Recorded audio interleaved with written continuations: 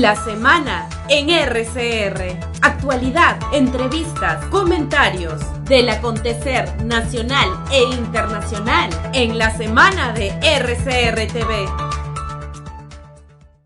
Seguimos a través de la semana en RCR, Red de Comunicación Regional. Presentar al doctor Gerber Cuba García, médico especialista en políticas de salud, también analista en temas políticos. Qué gusto saludar al doctor Cuba, muy amable. Buen día. Un saludo a través suyo a todo el país. Antes de tocar su columna semanal Loreto, vacunación y poliovirus derivado, me gustaría analizar un poco lo que ocurrió esta semana, ¿no? Y lo que hemos visto ayer, el allanamiento a oficinas y domicilios de congresistas, 18 congresistas, 2 exministros de Estado, de otra manera ya nos muestra cómo está nuestra situación política, ¿no? Y la situación también en el Parlamento Nacional, ¿no? ¿Cómo está analizando, cómo está mirando usted estos temas, ¿no?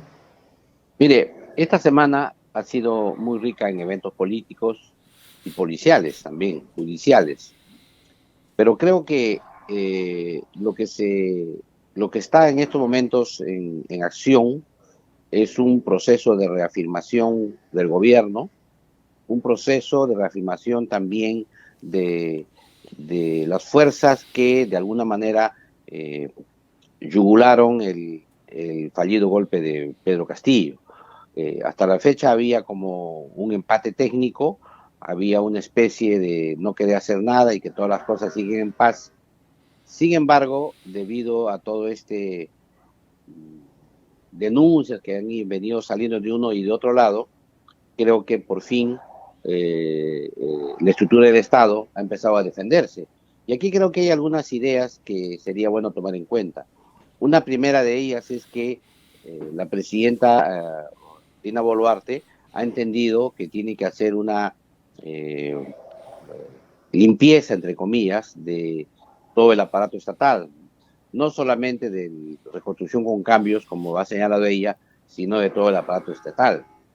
En segundo lugar, también se ha observado de parte del Congreso de la República la intención de apurar los procesos que se tenían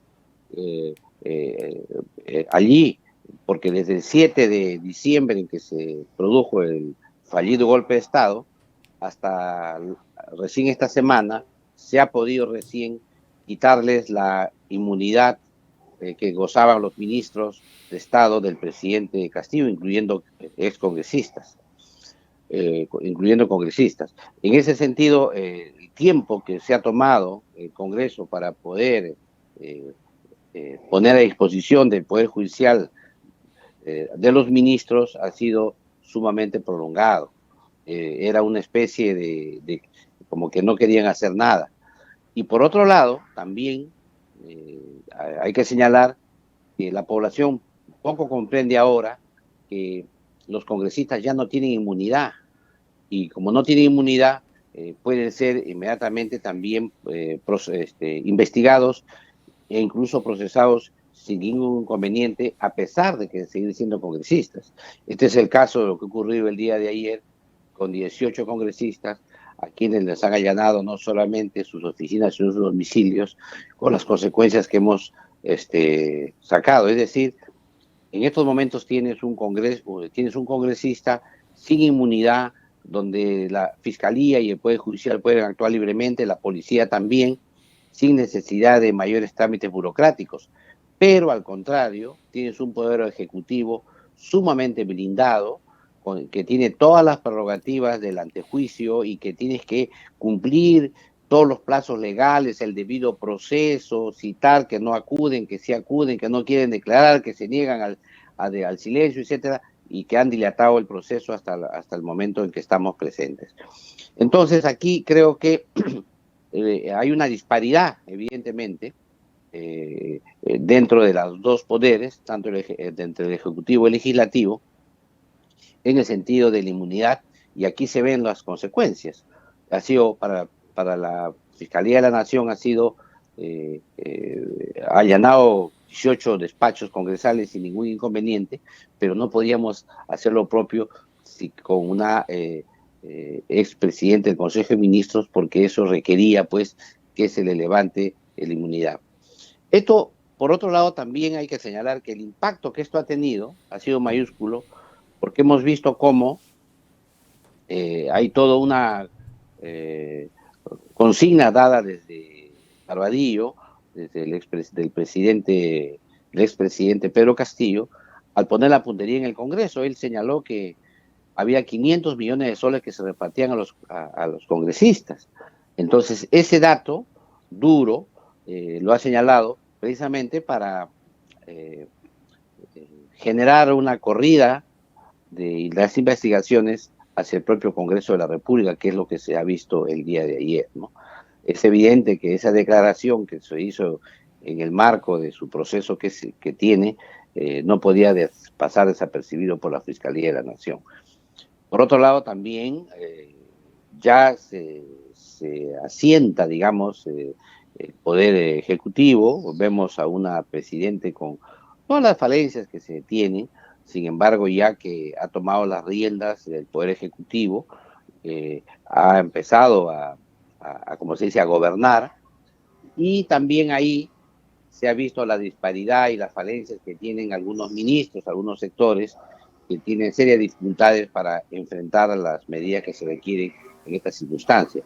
Que yo creo que esta semana nos ha puesto en evidencia claramente lo frágil que puede ser la política peruana, pero es una alegría para los peruanos que la justicia, aunque lenta, ha empezado a avanzar, y esperamos que esto continúe hasta las últimas consecuencias. Ahora, yo quería volver un poco al tema del Congreso de la República, porque si bien es cierto, en las últimas 24 horas se centra la atención en el Congreso, pero de una u otra manera, la gran pregunta que uno se traza, ¿no? ¿Qué compromisos hay detrás de todas estas investigaciones? ¿Cuánto sabemos los peruanos realmente de lo que está ocurriendo en el Congreso? Hay congresistas honorables, hay que decirlo, que han tenido y tienen una actuación impecable, ¿no? Pero el grueso de los congresistas está en una situación muy difícil, doctor Cuba, ¿no? Entonces yo no sé cómo va a reaccionar hacia adelante la opinión pública frente al accionar del Congreso, ¿no? Porque el solo hecho de conocer incluso temas que pueden resultar risibles para muchos, pero que nos comprueban el comportamiento que tienen los congresistas, que no les interesa nada a algunos, ¿no? Simple y llanamente nos pone en una situación muy complicada, ¿no? Usted acaba de decir, ¿no?, la fragilidad de nuestro sistema, ¿no? Porque también estamos viendo por el otro lado estas contradicciones en que empieza a caer la propia Presidenta de la República, ¿no? Nadie busca que se vulnere el sistema democrático en el Perú. Lo que se busca es que se esclarezcan los hechos, ¿no?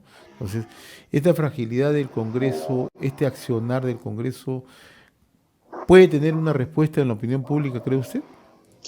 Sí, yo creo que es una opinión pública va a ser favorable, porque aquí lo que se nota es que la democracia funciona, de que las instituciones funcionan, de que no hay intocables.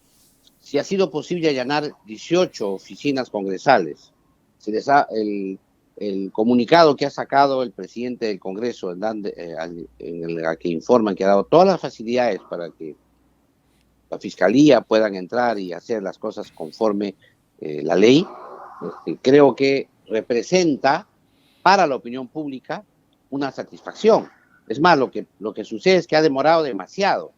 Y claro, cuando demoran los procesos de depuración interna, demoran mucho tiempo, lo que ocurre es que cree la población que hay espíritu de cuerpo y que todos se cubren. Pero en este caso no existe tal cosa, porque los congresistas no tienen inmunidad parlamentaria.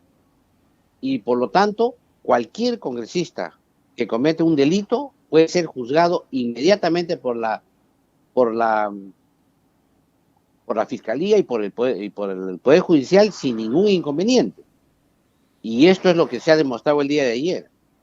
A pesar de todo, miren ustedes, a veces se malinforma o quizá por desconocimiento de algunos periodistas más novatos, que ven diferencias entre el caso, por ejemplo, del tratamiento que se hizo a Betsy Chávez con el tratamiento que se hace a Roberto Sánchez. Porque dicen, ¿por qué a uno lo inhabilitan y a otro no? porque como congresista no necesitas que te levanten ni un fuero. El señor Roberto Sánchez será procesado como congresista, como cualquier ciudadano, sin ningún inconveniente. El Congreso va a ser simplemente su lugar de trabajo. No tiene otra motivación.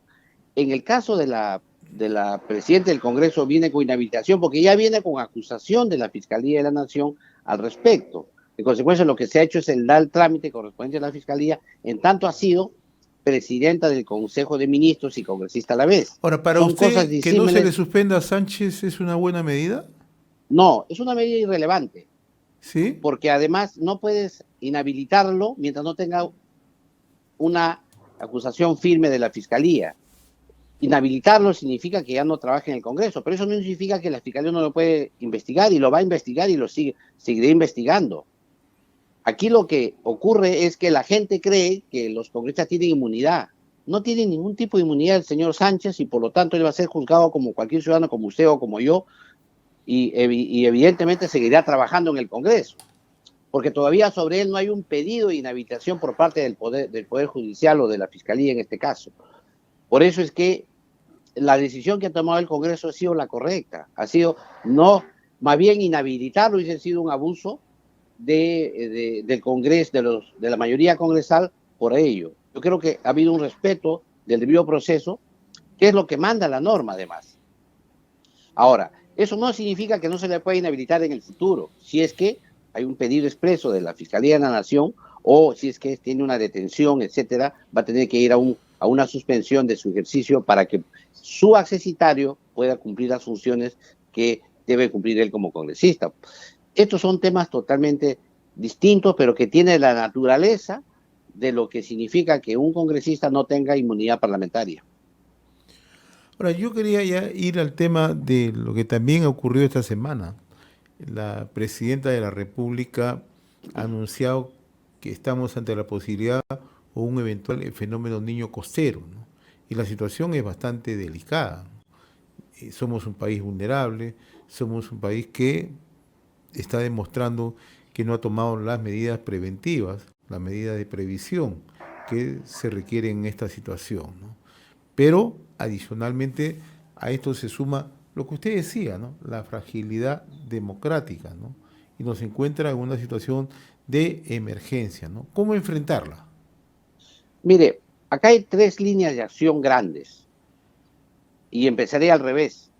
Primero hay que fortalecer la estabilidad democrática, y en este sentido hay gente que estuvo en el Poder Ejecutivo, que estaba calladito dentro de los diversos aparatos del Estado, pero como ha empezado este proceso de depuración, cuando salen a la calle, como se dice, comienzan a soltar denuncias por aquí y por allá, con el único afán de apuntar hacia la presidencia de la República o hacia el gobierno para deslegitimarlo, y ya no por el tema de la protesta popular, sino por tema de idoneidad y transparencia. Este es un primer tema que está latente al interior del propio Poder Ejecutivo, que es donde la presidenta de la República ha notado ese efecto y ha empezado lo ha verbalizado en ese sentido. El segundo tema que se tiene es al interior del Congreso. Aquí tiene que haber también, y es lo que está ocurriendo ahora, una depuración al interior del Congreso para que haya un fortalecimiento de esta institución con procesos que sean rápidos, de tal manera que puedan reconformar el Congreso de acuerdo a esta nueva estabilidad política que se debe tener. Y tercero, observamos también que al interior del poder de la Fiscalía hay toda una corriente por deslegitimar el trabajo de la fiscal de la Nación, que tiene varias aristas, que incluso participan instituciones que tienen que resguardar la idoneidad de la Fiscalía de la Nación, y esto va a colación de que se aproxima la vista del proceso que tiene la ex fiscal de la Nación en el Congreso de la República, donde tiene una acusación. Todos estos procesos que son en cada uno de los 3 poderes, que son, entre comillas, luchas internas de depuración para poder reafirmar el poder político, este proceso puede demorar un poco o más o menos, dependiendo de los actores que estén en cada uno de los sectores. Lo cierto es que cuando el proceso mismo es una reafirmación de que la democracia funciona cuando sus instituciones aplican las normas y se depuran. Es contrario a lo que cree la gente, el hecho de que estos congresistas, o contrario a lo que cree que los funcionarios que son separados de las instituciones del Estado, contrario a lo que cree la gente que muestra una debilidad, al contrario, representa una fortaleza para la democracia. Este es un primer concepto de la estabilidad. En este concepto abona el tema de la emergencia. Y lo que ha hecho la emergencia es gatillarla, o sea, al poner en tensión la relación entre los poderes del Estado, lo que ha hecho esta emergencia es gatillar esa depuración, pero a su vez también los funcionarios se han dado cuenta que toda esta respuesta ante las emergencias es un sistema que está fallido, es un sistema que requiere cambios inmediatos, no solamente requiere de personas, sino también de las propias instituciones que están a cargo de estas emergencias. Lo grave de esta circunstancia y lo que dificulta, digamos, el tema es que esta emergencia ha ocurrido en momentos en que los gobernadores regionales son novatos, los alcaldes son novatos, la presidenta de la República es novata en el cargo y entonces el aparato del Estado está en un proceso de aprendizaje y esto complica la relación que debe haber en la articulación, en el Estado unitario que debe juntarse para poder enfrentar esta emergencia natural. Pero esperamos que las medidas que se tomen, no digamos que sean perfectas o sean no las mejores, pero por lo menos estén de acuerdo a las circunstancias que requiere el país. Solamente quiero señalar algunos temas. Creo que el hecho de este ciclón Yaku, de la forma en cómo se han comportado estas instituciones, la Presidenta de la República y el Consejo de Ministros tienen que tomar decisiones firmes para darse cuenta que falló en esta etapa. Porque lo que se nos viene de ser niño costero, si no se corrige ahora, incluyendo personas, procesos, ¿no?, de la lucha contra este flagelo, lo que vamos a tener sería terrible. Por eso es que, más bien, toda esa experiencia que se ha tenido con este ciclón mal denominado Yaku debe servir para afinar la estrategia para enfrentar el posible niño costero que se avecina. Muy bien, yo no quiero dejar de pasar su columna habitual, Loreto, vacunación y poliovirus derivado, mi estimado doctor Cuba. Tenemos unos 3 minutos finales, por favor. Mire, aquí quiero recordar que esta semana he escrito 2 artículos y aquí quiero resaltar el artículo del día martes, que tiene que ver con el examen nacional de medicina que han dado todos los egresados de las facultades de medicina de Perú, que son 31, además de algunos que que han estudiado en el extranjero, o de algunos que habían jalado este examen y tenían que volverlo a dar. Han sido más de 5.000 participantes que han dado este examen, que han aprobado muy buenas notas. Quiero felicitar desde aquí a una alumna de la Universidad de Cajamarca que ha obtenido el primer puesto en el examen nacional de suficiencia, y además felicitar también a la Universidad Peruana Cayetano Heredia, que ha obtenido en el ranking el primer lugar. Esto es importante porque es la profesión que evalúa los resultados de la educación, y al final los médicos, antes de salir a ejercer la profesión, tienen que haber acreditado de haber aprobado este examen nacional de medicina, que es que evalúa la suficiencia profesional antes de ejercer la profesión en el Perú. Y esto es una noticia que hay que felicitar a la Asociación de Facultades de Medicina de Perú, que es ASPEFAN, que ha llevado a cabo este proceso con el concurso del Colegio Médico, del Ministerio de Salud, etcétera, pero que ha sido liderada por esta institución que debemos señalar como muy buen augurio hacia el futuro, porque eso demuestra que podemos ir mejorando la calidad y los resultados, sobre todo, de educación en el país. Esto rompe una hipótesis que se tiene, que si la universidad tiene buen local, tiene buenos profesores, buenas aulas, buenos televisores, buenos laboratorios, todos los profesionales son excelentes. Eso es falso, no es así.